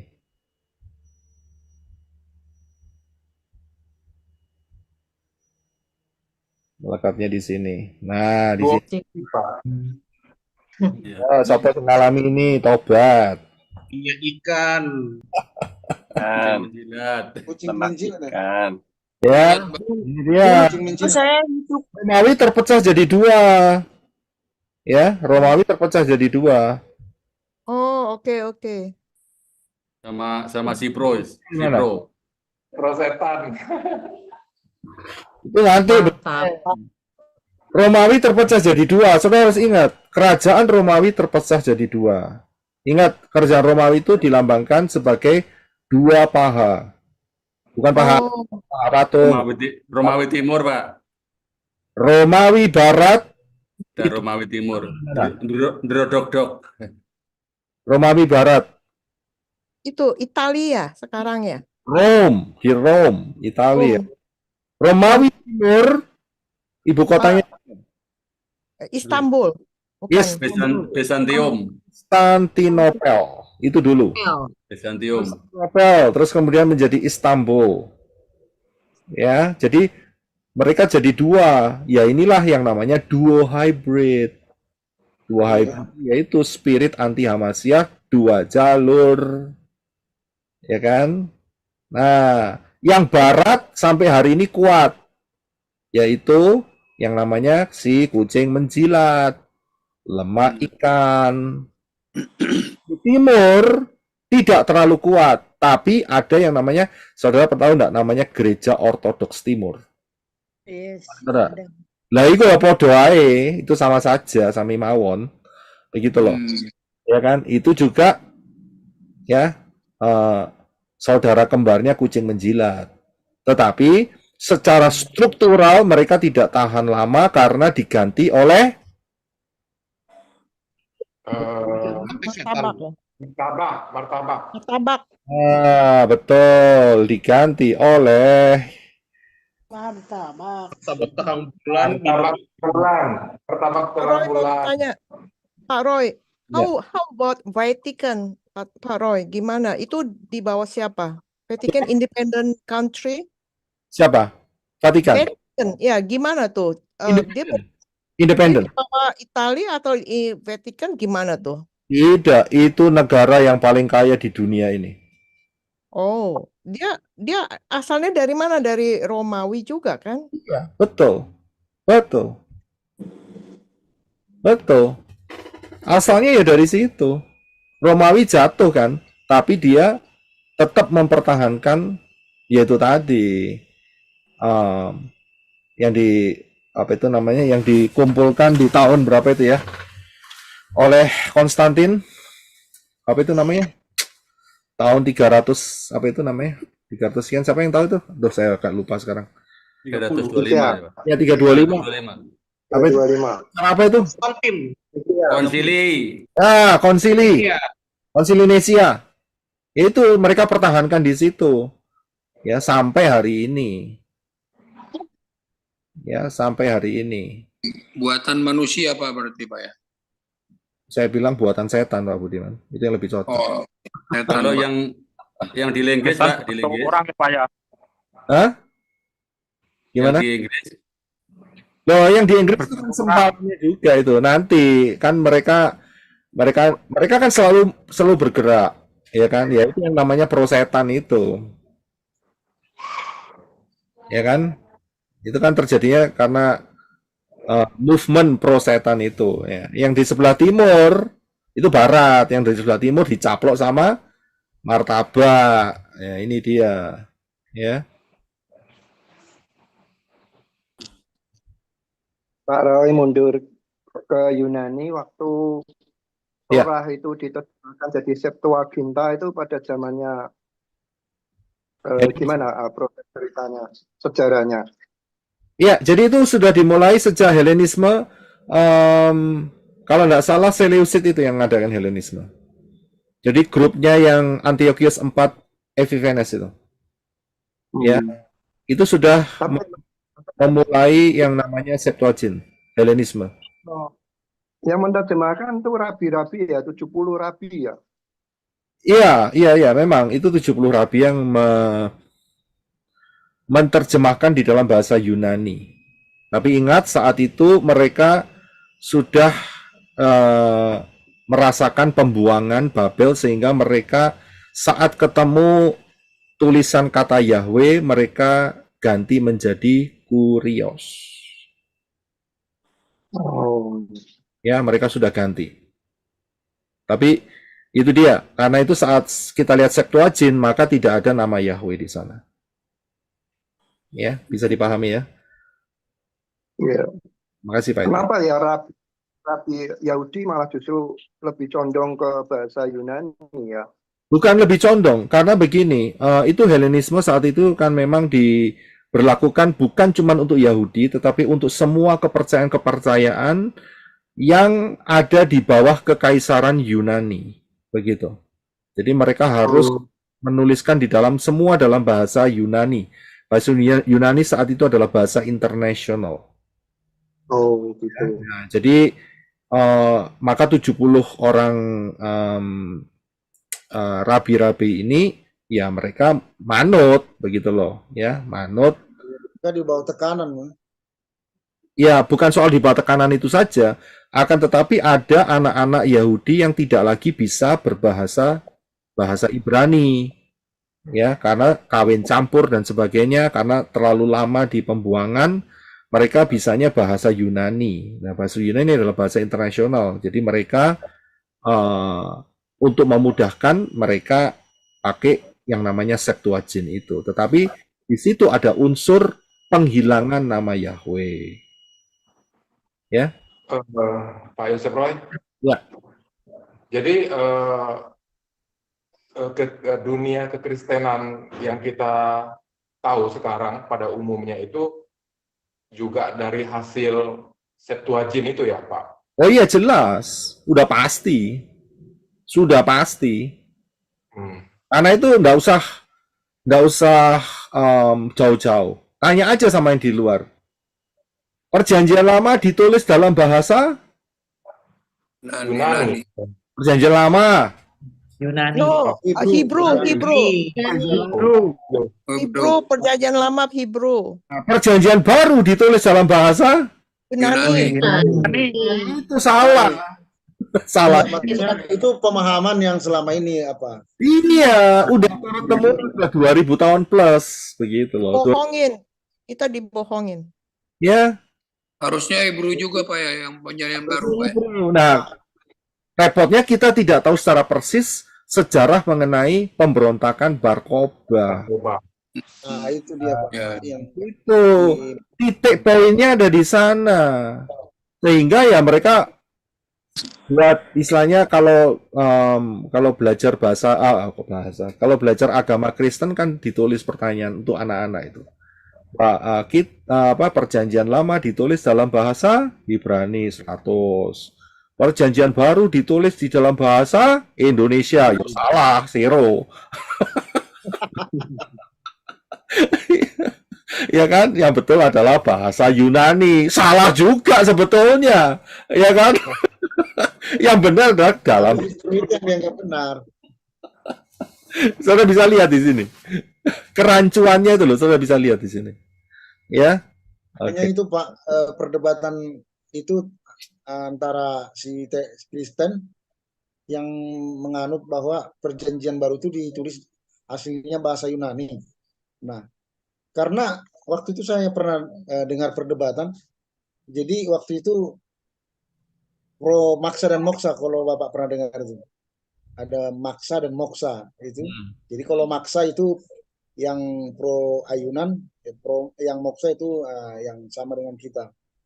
Jadi waktu itu ada seorang namanya Gracio Pelo itu. Coba tunjukkan manuskrip perjanjian baru dalam bahasa Ibrani katanya. Datanglah yang pro moksa ini. Memang nggak ada katanya. Cuma waktu itu dia nggak bilang dibakar. Iya, kesalahannya di sana. Coba tunjukkan. Memang untuk pihak kita ditanyain seperti itu ya memang nggak bisa. Lawang sudah dibakar udah. Nggak ada lagi manusia. Tunjukin. Tapi kita bisa mendeteksi dari mana? Dari kata kurios. Ingat dari Keluaran 3 ayat 15, nama Yahweh itu adalah nama sebutan untuk turun-temurun. Lah, kalau sudah turun-temurun, kenapa kok sampai masuk di buku perjanjian baru kok tidak ada? Berarti kan firman perkataan Bapak Yahweh ini nggak konsisten. Ya kan? Ternyata yang bikin nggak konsisten itu bukan Bapak Yahweh. Yang nggak konsisten adalah orang-orang yang menuliskan, itu dia. Kenapa? Mereka dikompori sama setan untuk menyesatkan orang-orang zaman akhir. Nah, ya, tapi kita jangan mau disesatkan karena kita adalah orang-orang pilihan. Amin. Makanya ada seperti apa ini Pak? Seperti apa ya? Dikotomi atau apa namanya? Perjanjian lama, perjanjian baru itu. Itu juga cara untuk seolah-olah perjanjian baru dengan perjanjian lama itu beda gitu. Iya. Beda dalam arti nama sesembahannya gitu loh. Karena alasan itu kan Tuhan yang di perjanjian lama katanya. Jadi istilah perjanjian lama, perjanjian baru ini juga itu cara kesatuan juga. Ya, setan main dengan cara ya ini dia melalui bahasa, melalui pengucapan, melalui ya semacam-macam untuk menyesatkan. Karena itu kalau saudara bisa dapat pengertian ini dengan kerendahan hati, dengan terbuka, menyerahkan diri untuk tunduk di dalam daftar Elohim dalam akar pola Ibrani yang benar, itu sudah 95% dipastikan menjadi orang pilihan. Saudara yang harus menjaga 5%. Amin, amin. Tadi, Pak Roy, yang tadi dari keluaran berapa, Pak Roy? Keluaran 3:15. 3:15, Bu. Ya, keluaran 3. Ya, itulah namaku untuk turun-temurun dan itulah sebutanku untuk turun-temurun. Ya, jadi orang-orang yang nggak memahami pola Ibrani ini pasti akan tersesat terus, Pak ya. Untuk selama-lamanya, Pak Yosef. Jelas. Ya, bersyukur. Berarti dari sini kita bisa mendeteksi atas anugerah Bapa Yahweh, ya, kita tidak akan mendapat bagian di bumi yang baru. Jadi banyak Pak sejarah yang disembunyikan, sejarah yang seperti Barkoba itu, seperti orang Barkoba itu disembunyikan kan? Ya memang, ya kita baru tahunya ya setahun, 2 tahun, 3 tahun terakhir ini. Ya, belakangan baru karena memang dia nggak bisa dia berlama-lama bersembunyi kan harus. Ya. Ya, Dan itu juga setelah nama Bapak Yahweh terus diapa kan? Iya. Dikatakan. Di situ dia terbongkar. Ya. Saya mau dapat tanah 100 hektar di bumi baru, silakan angkat tangan, tak doain. Nggak mau, Pak, maunya di Jebakan. Udah pernah dijebak sama Bapak waktu itu, Pak.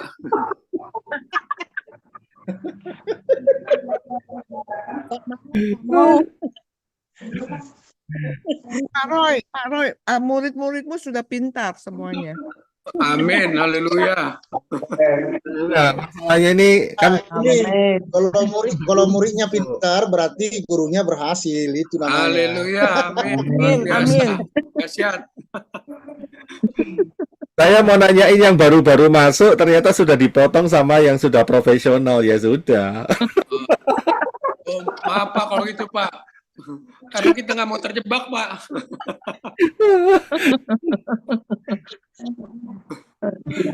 Tapi hati-hati.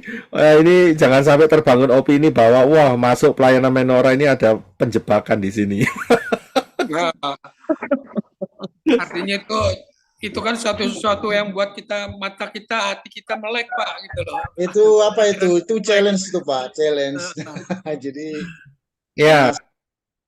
Ya, jadi kalau sampai saudara dapat pemahaman ini berarti puji Bapa Yahweh, kita dapat tempat yang ada di Yerusalem. Amin, amin. Ya, Yerusalem yang baru. Amin. Ya, ingat Yerusalem baru itu tidak sama dengan bumi baru, ya. Iya, Bu. Untuk saudara pemberontakan Simon Barkoba itu kita bisa temukan di kitab mana ya Pak Roy? Nggak ada, itu ada di dalam kitab sejarah. Di dalam kitab sejarah ada. Malu sih itu, malu itu setan itu. Ya, kita ada itu bisa ditemukan di kitab sejarah mengenai Barkoba. Diklik aja di internet. Kita keluar di sana ya, untuk bisa dilihat mengenai Barkoba, ya. Barkoba. Ini sempat disebut sebagai Mesias. Ini dia. Oh. Ya, Barkoba ini sempat disebut sebagai Mesias. Yang mempromosikan adalah seorang rabai yang namanya adalah Rabai Akira. Ya. Yang bilang inilah Mesias, yang mengatakan Mesias ada di sini. Mesias ada di sana, di sini.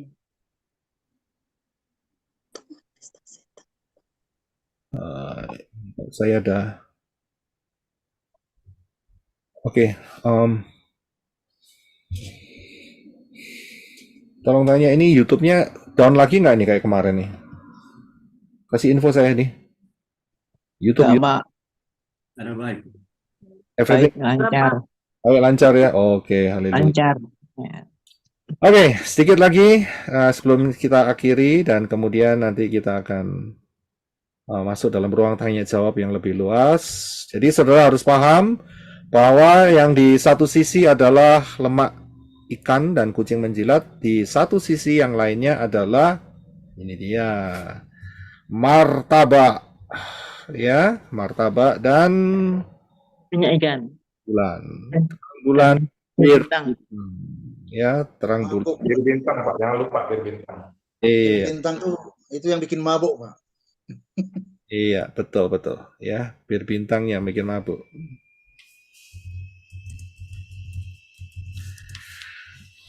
Iya, luar biasa, haleluya. Ya, ini pembukaan yang dahsyat yang Bapak Yahweh berikan. Kalau begitu, coba saya akan supaya jelas ya.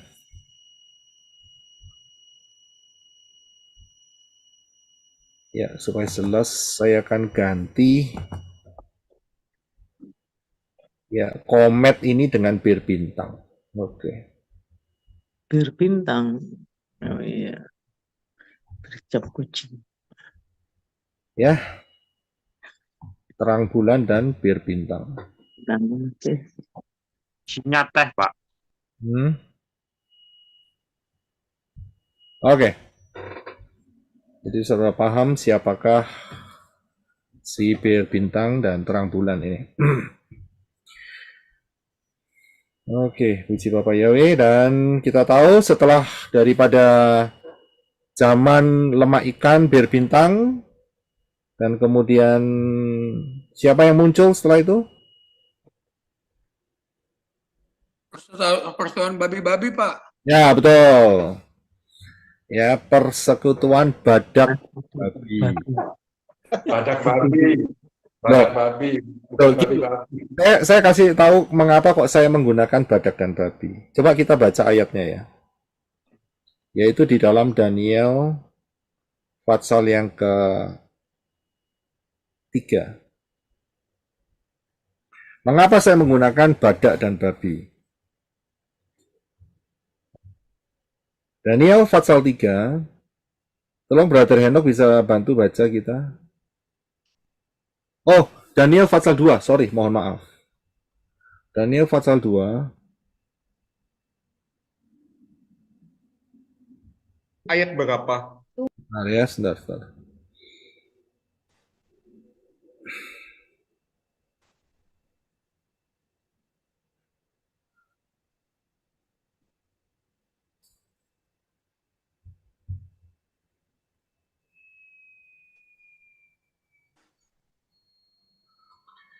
Ayat yang ke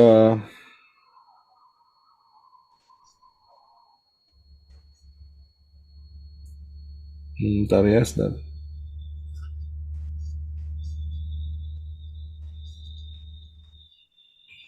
Ya, ayat yang ke-43.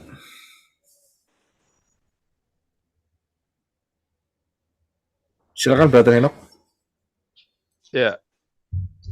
Dan seperti yang engkau lihat, besi bercampur dengan tanah liat, itu berarti mereka akan bercampur melalui perkawinan. Namun mereka tidak akan melekat satu dengan yang lain, seperti besi tidak dapat bercampur dengan tanah liat. Ya, terima kasih.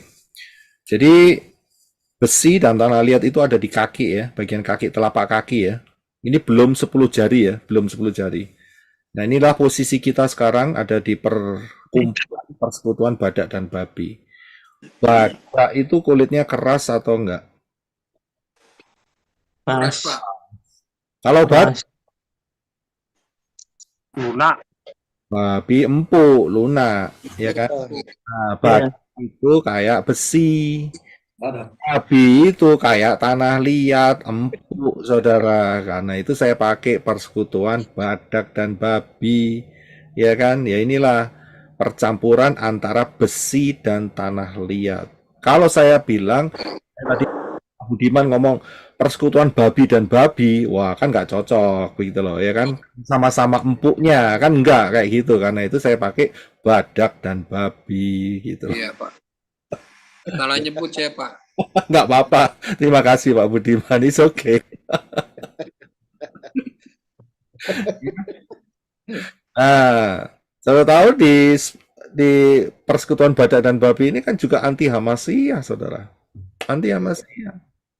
Nggak percaya? Gampang pembuktiannya. Buka berita sekarang, ya. Ya. Siapa itu namanya? Si Hamas itu kalau sembunyi di mana? Terowongan. Bukan. Ya memang di terowongan, di Hotel. Oh, di terowongan. ada sekolah, ada rumah sakit, Rumah sakit. Sakit. ada kantornya badak dan babi. Badak dan, Oh iya, iya. Kantor UN ya. ya, badak dan babi itu melindungi, Ya, melindungi sekaligus juga ya ya, membuat juga itu itulah, mengecoh aja. iya. Banyak orang terkecoh. Kalau bisa lihat, jadi itu Nah, buktinya Pak, yang ya saya ingin bilang ya, yang masalah undang-undang ini aja lah, ya, kesehatan ini. kesehatan, Nah, ya.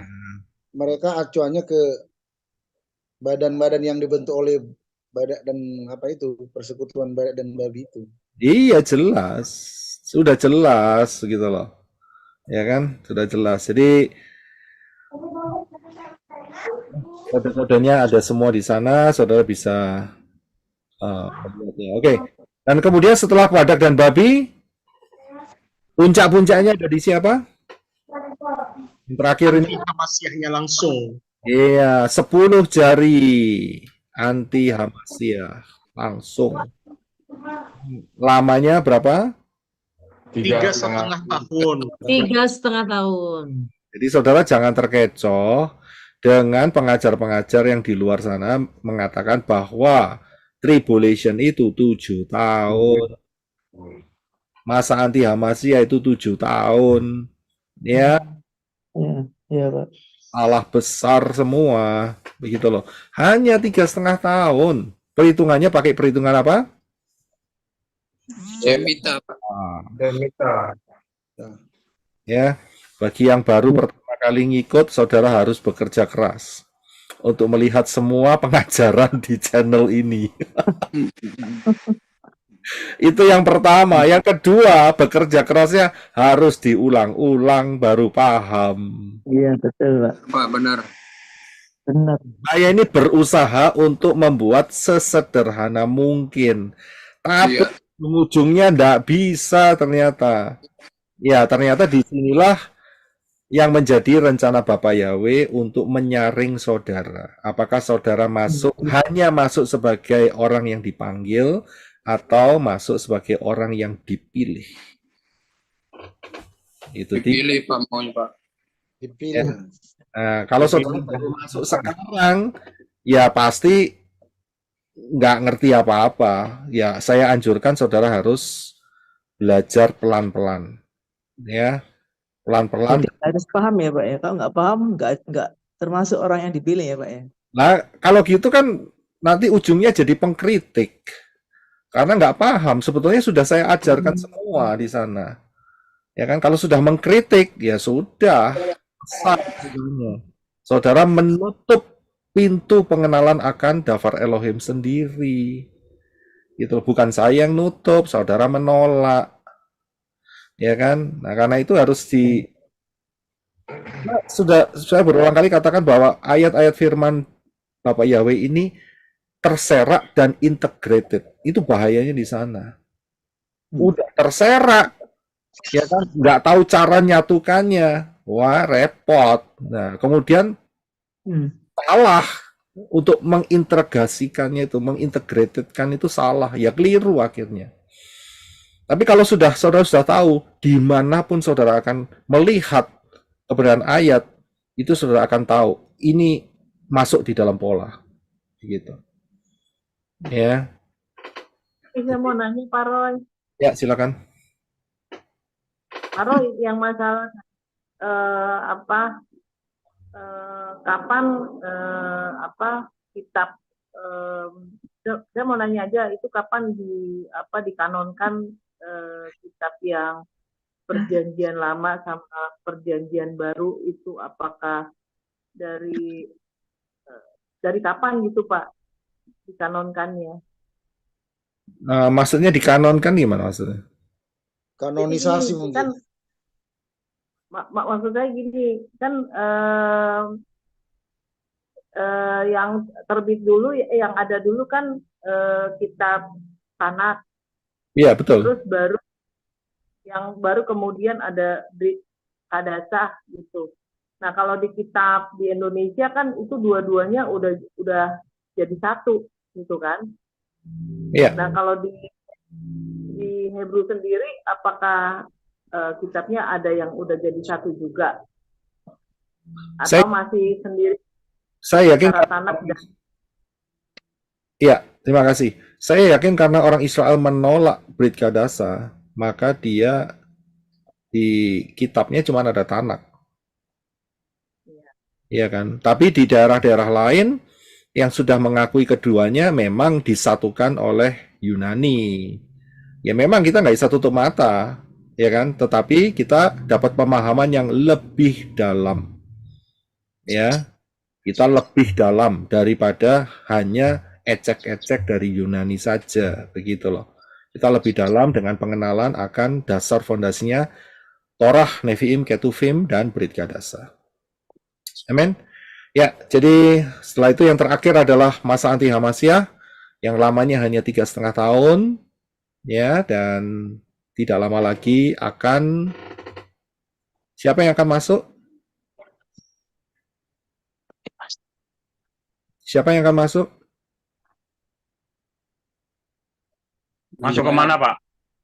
Oh. Yang ketinggalan, Pak. Yang ketinggalan. Rapture, Pak.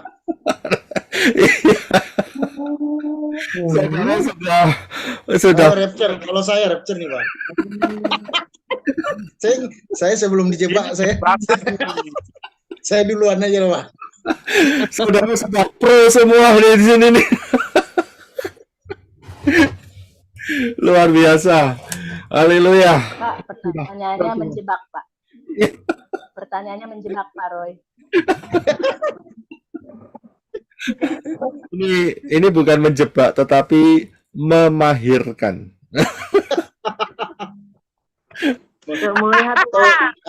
atau menahirkan, Pak. Bukan Memahirkan, jadi lebih mahir ya di dalam mendeteksi apa yang disampaikan. Ya ini sebab harus memahirkan dan memutahirkan ini. Pak Roy, nggak fair loh Pak Roy untuk teman-teman yang baru, yang masih baru-baru. Pak Roy ini tanyanya ke orang-orang yang udah pinter-pinter. Yang masih baru masuk bingung dia, martabak apa sih, makanan martabak kok dibawa-bawa gitu. Oh ada bir bintang. Enak itu Bu. Iya, kenapa ada bir bintang di pelayanan pengajaran? Iya, kasihan Pak Roy, kasihan mereka yang baru-baru gimana tuh? Oke.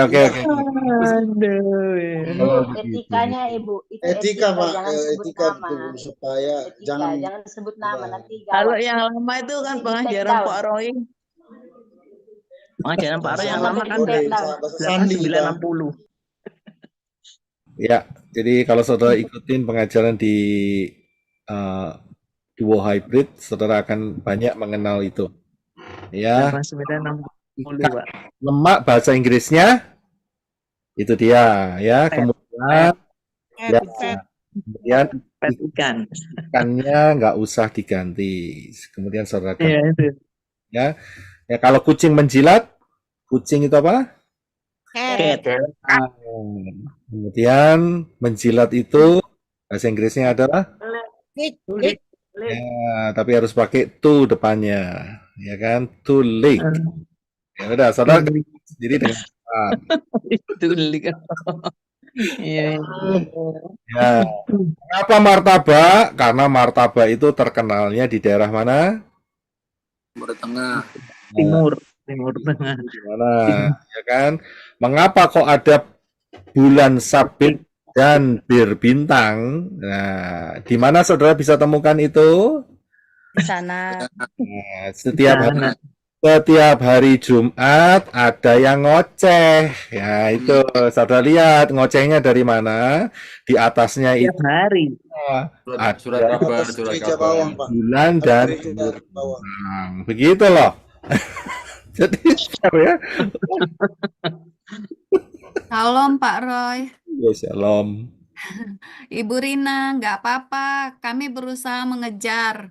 Iya. Walaupun baru yang kedua kali ikut Zoom, saya selalu berusaha membuka channel Pak Roy yang lama-lama. Dan duo hibrid sudah saya pelajari. Cuma saya harus ulang-ulang baru mengerti betul. Terima kasih Ibu Rina, Pak Roy, kawan-kawan. Sama-sama. Tapi kita percaya anak-anak Bapak Yahweh cerdas-cerdas kok. Amin. Amin. Menyesuaikan tuh nggak lama. Yang penting memang Benar. Jenius. diulang-ulang gitu loh. Ya. Anak-anak Bapak Yahweh jenius. Karena mentornya cerdas, jadi muridnya juga pasti cerdas. Ya, iyalah. Itu pasti apa itu? Dapat impartasi itu dari Impartasi. Saya nggak pernah mikir soal ayunan tuh. Keluar dari dia ayunan. Wah. Ayunan nih. Siapa yang pertama kali bilang ayunan itu? Wadi. Oh iya. Kalau saya Pak, itu Pak, bajak laut.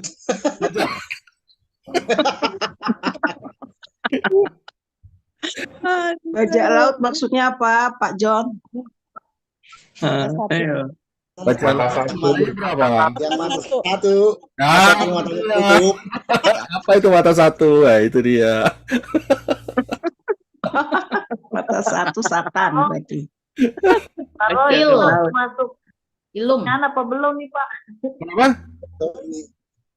Udah masuk dalam pertanyaan apa belum ya? Belum. Saya akan akhiri. Sekarang saya akan turun. Kita akan gabung dalam doa berkat. Akan bergabung dengan tim yang di Arizona dan kemudian kita akan buka ruang pertanyaan yang lebih umum ya. Haleluya. Iya, Pak. Memberkati saudara-saudari sekalian. Amin. Haleluya. Amin.